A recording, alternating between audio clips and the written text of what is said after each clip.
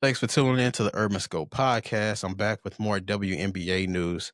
Now, I'm going to give you the WNBA season preview of storylines after the draft because I did a preview, so to speak, before the draft. Now I'm going to give you one after the draft and some big storylines that you can look forward to next season, and a lot of storylines that I'm going to keep an eye on to see how they fold out, because the WNBA season is around 40 games, and then they have the playoffs. They added a new team, Golden State Valkyries, so we'll see what that team looks like, and I'll get into that in just a minute. But the biggest storyline is going to be Indiana Fever, of course, and Caitlin Clark. Will they be able to take that next step? They made the playoffs last year, and but they got out pretty early. So can they, make that next step and get to the championship? And I think that would be huge for the league and where the league is trying to go, because Caitlin Clark is the most marketable star they have right now, next to Asia Wilson, and maybe Angel Reese. But Caitlin Clark is that star, that they're hoping to be that Magic Johnson, Larry Bird type that get the league over the hump, to get the more eyeballs on the league and get the league more respect.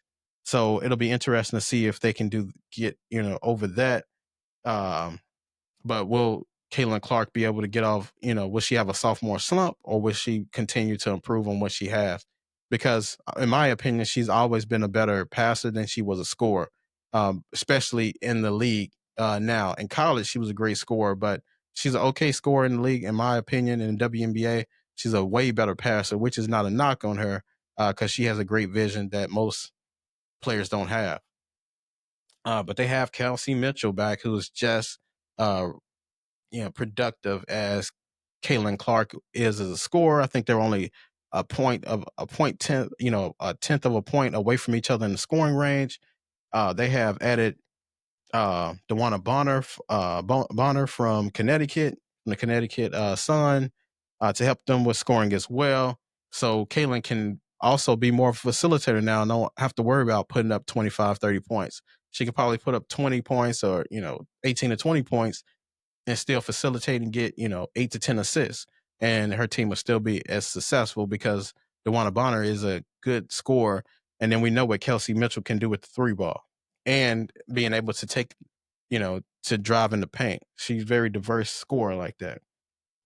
Can the Aces return to prominence, especially after trading away Kelsey Plum? Kelsey Plum is no longer there. She went to the LA Sparks.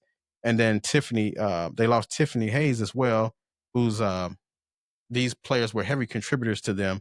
So can Asia Wilson, get the most out of her team now, especially with those key losses that they had? Now they did add Jewel Lloyd from Seattle, and Dana Evans from Chicago. So can those players, contribute enough to help Asia Wilson get back to the championship prominence, or the championship title that they recently, that they had in the past? Um, New York Liberty, will they be able to defend their title? Will they be able to, return back to that to the championship, to WNBA championship, or will they have that championship hangover?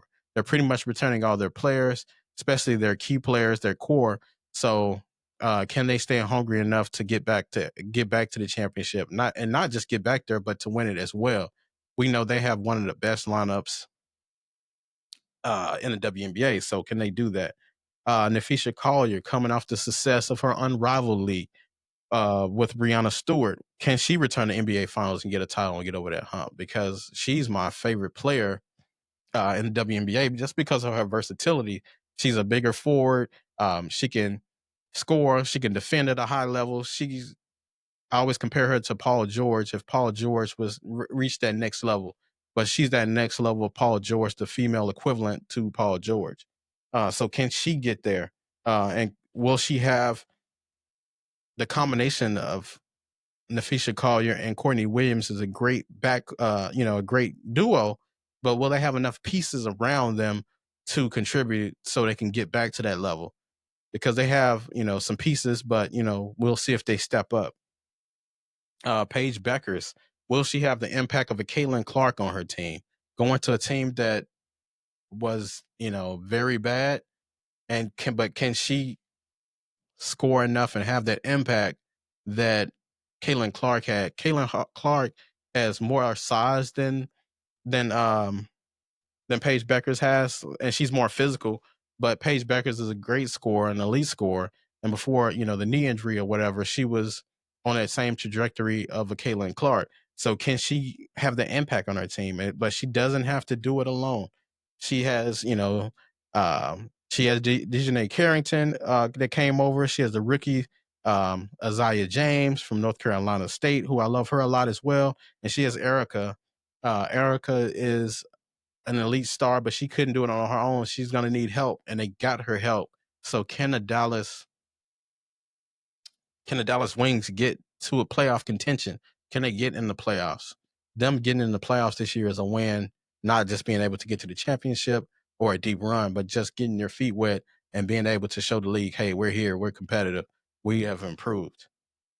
But that's a lot to ask for in a rookie. But she's not doing it alone. Having Erica next to your side is definitely, she'll learn a lot, and she has 40 games to figure it out.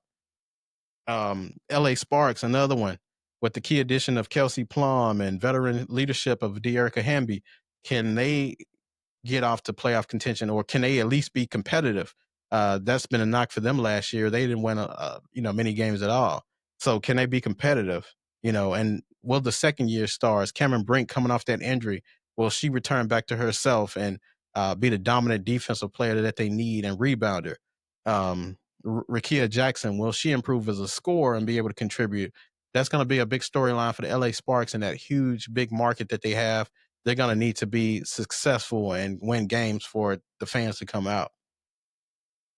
Another storyline. Oh, and they also added Sanaya Fagan from South Carolina and Sarah Ashley Parker from Alabama. So they have a lot of youth on that team. So it's going to be interesting to see if they can be competitive early and grow those players fast, because you're going to need to be successful in that big market, like I talked about in LA.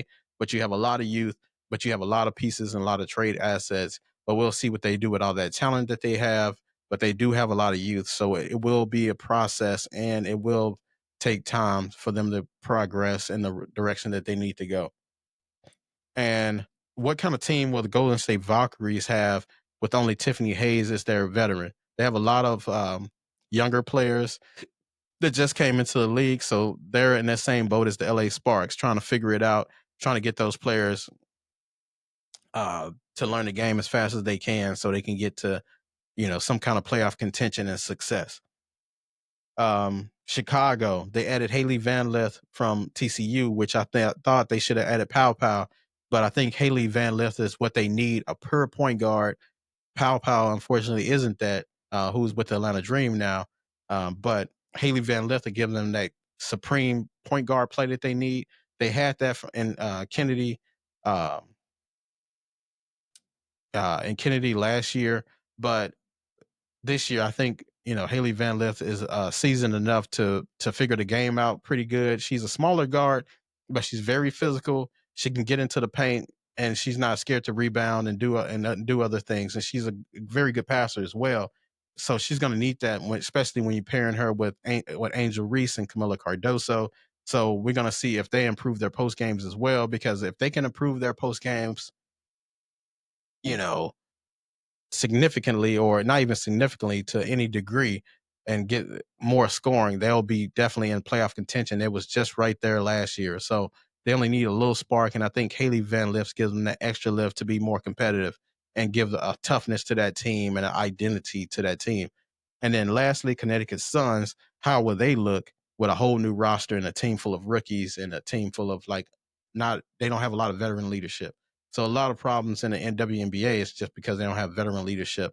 And that is going to be helpful to New York Liberty, to Indiana Fever, and teams like that who have leadership. So it's going to be interesting to see. As a lot of, the veterans are pretty spread out through the WNBA, and there's not a lot of veterans on one team other than the New York Liberty. So we'll see how that turns out. And I always keep an eye on it. And until next time, I'll see you next time.